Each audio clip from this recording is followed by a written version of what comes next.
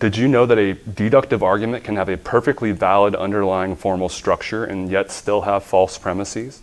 In the following module, we'll take a closer look at deductive arguments and how we assess them using the concepts of validity and soundness. Okay, so turning then to a more specific account of deductive arguments, we've already kind of mentioned just now how we identify them. Okay, we got to look for reading the context and whatnot, whether the person offering the argument thinks those premises are necessitating the conclusion. Okay. So everybody's good in that, in terms of that, how we identify. We're past this, right? But how then we tell if the argument is deductive? Okay, the person thinks that their conclusion has to be the case. Now, whether they're correct or not, that's where these assessment factors come into play. Okay, so let's turn to those then.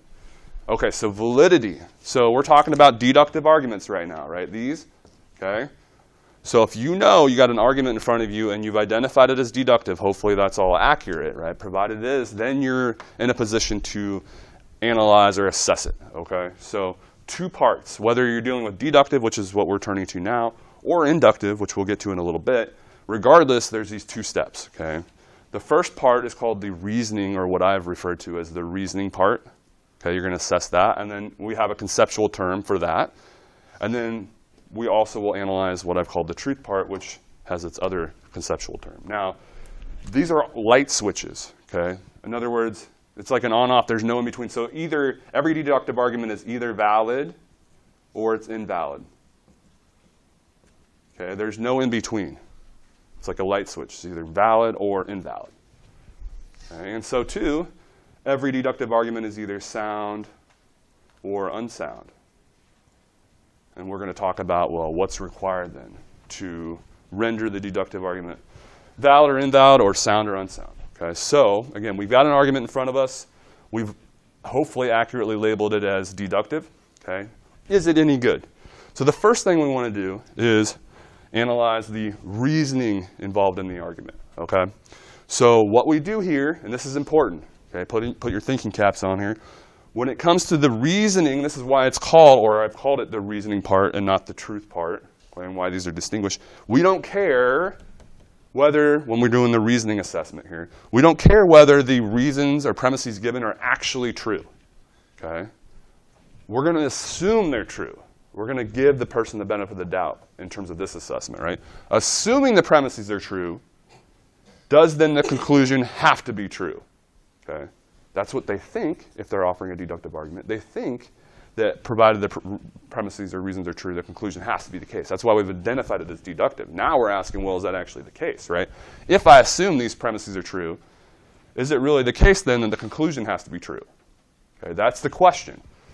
And if the answer then is yes, assuming the premises are true, never mind whether they really are true, if we assume the premises are true, does the conclusion have to be true? And if the answer is yes, then it's valid. Okay?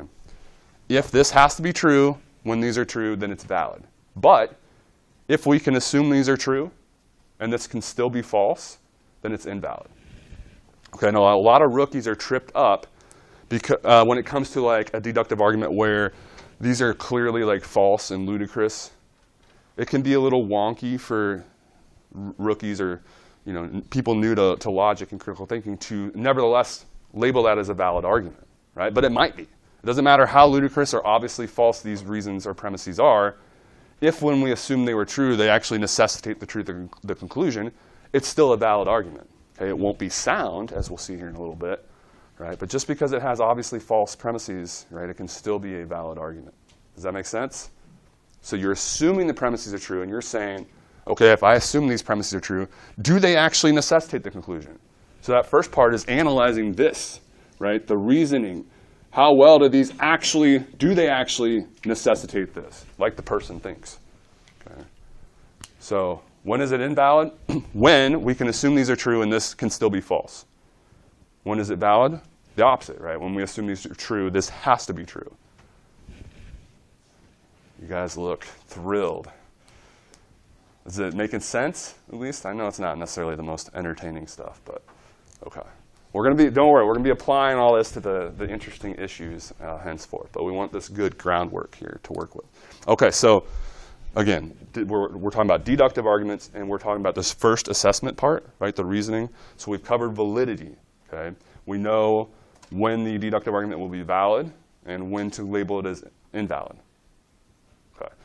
Now, soundness, so we've already spoken to the reasoning of, let's say, this deductive argument in front of us, and we labeled it either as valid or invalid. Then we want to go to this truth part, okay? Now, this has two criteria. So first of all, I guess let me start by saying it's the same as validity. Every deductive argument is going to be either sound or unsound. It's a light switch. There's no in between. Kind of like half sound, half unsound. No. It's either sound or unsound, okay?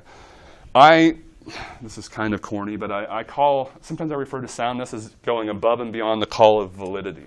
Why do I say that? Because there are two criteria for an argument to be sound, deductive argument to be sound. One is it has to be valid. Okay, so that's why I say going above and beyond the call of validity, as odd as that sounds. So we know if the argument's invalid, if we've successfully or accurately, hopefully, labeled this deductive argument in front of us as invalid, our work's pretty much done when it comes to soundness. We already know it's unsound. Okay, so any invalid argument is automatically unsound. So one of the requirements is it has to be valid. Okay? Now, what if it's valid? Well, we're going above and beyond validity here, right? So it has to be valid, and this is where we get into the truth of stuff, right? All premises must be true. All, okay? So if even one out of the 5 million premises that are given is false, but the other, other 4,999,000, whatever, right? All of those other ones are true, it doesn't matter. As long as there's one premise that's false, the whole thing's unsound. Okay? So it's got to be valid for it to be labeled sound, okay? And then all the premises actually have to be true. So this is where you go in and you really analyze whether the reasons given are actually true, okay? Let's say they are. What's interesting, what can we take away knowing, right, if we know that a deductive argument is sound? What are we saying?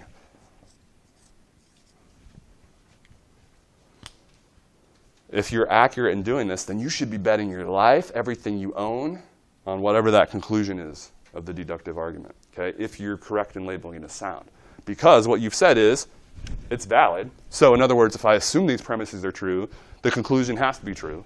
And then you said all the premises are true, right? These are true. So if you're correct in what you've said, assuming these are true, this has to be true, and these are true, well, then this has to be true. Bet the farm. Okay, and that kind of hints at the difference between deductive and inductive arguments, because in the best case scenario of a deductive argument, you can bet everything on the conclusion. It has to be true. Whereas even in the best case scenario of an inductive argument, there's still that allowance. The conclusion could still be false. You would never, when it comes to even the best inductive arguments, you would never bet your life on their conclusion. Because there's always going to be that allowance that it could turn out false. Does that make sense?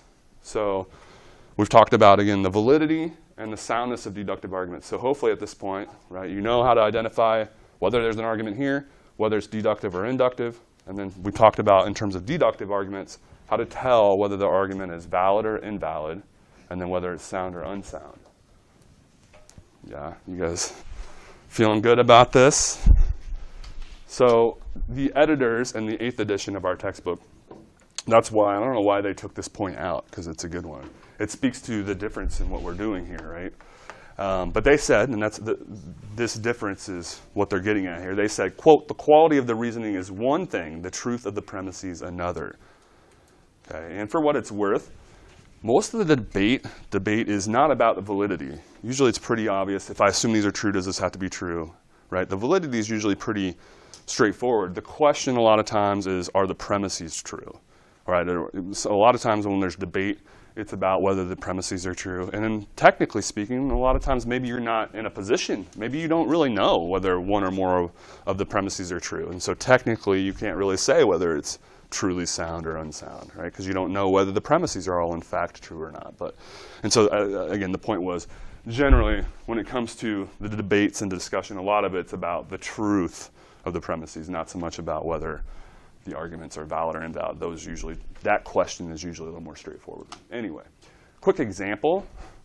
Poor Michael Vick and his great uncle, if he has one. Actually, I was asking the other section the other day, and Like half the class didn't even know who Michael Vick was, so I'm really dating myself at this point. You're shaking your head no.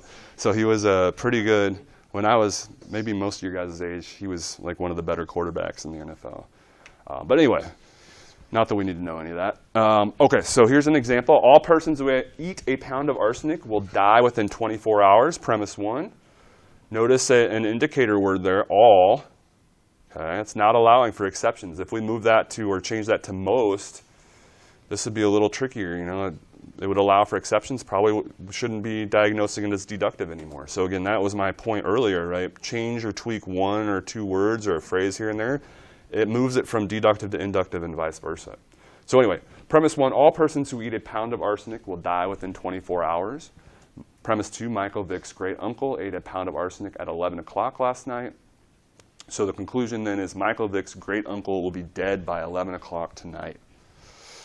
Poor Michael Vick's great uncle. Is this argument valid? What are we asking when we ask is it valid?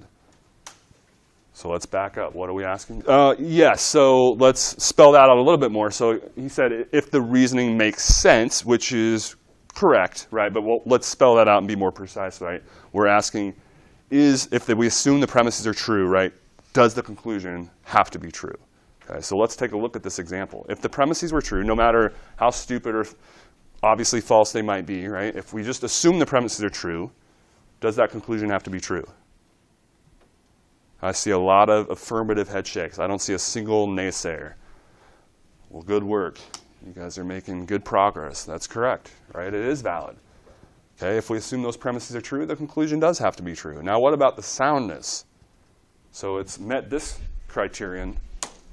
What about this one? Probably not. Now, this is where it gets interesting, because technically speaking, right, I don't know if, you know, what his great uncle, if he even has a great uncle, let alone what he did last night. Is he even going to make it to a pound? How do you make it to a pound of arsenic? Like, don't you die like well before that?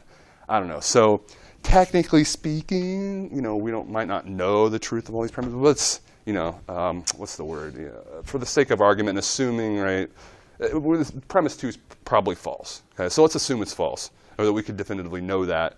I see your hand as well, just one second. So assuming we could know, right, that it was false, what would we say about soundness? Not sound, even though it's valid, which is, so it successfully met one of the criteria, right? It didn't meet the other one, all premises being true, and so it's not sound. So valid, but unsound. I just made this up, man. So I don't have a source. Yeah. I mean, I assume that's true, but maybe that's false as well. I don't know. So yeah, technically speaking, going back to that whole point, right, we might not know. And a lot of times, maybe that's the case. If we're being precise, we maybe can't speak to the soundness of a lot of arguments, right? But yeah, you just kind of use your best judgment, read the context, et cetera, your background knowledge, what you know to be the case. Okay. So hopefully that kind of makes some sense, what we're doing with validity versus what we're doing with soundness. They're kind of addressing 2 different aspects of the argument. Okay. Validity and soundness offer us good standards to assess deductive arguments, but not all arguments aim for deductive certainty. In the next module, we'll turn our attention to inductive arguments and how we use strength and cogency to assess them.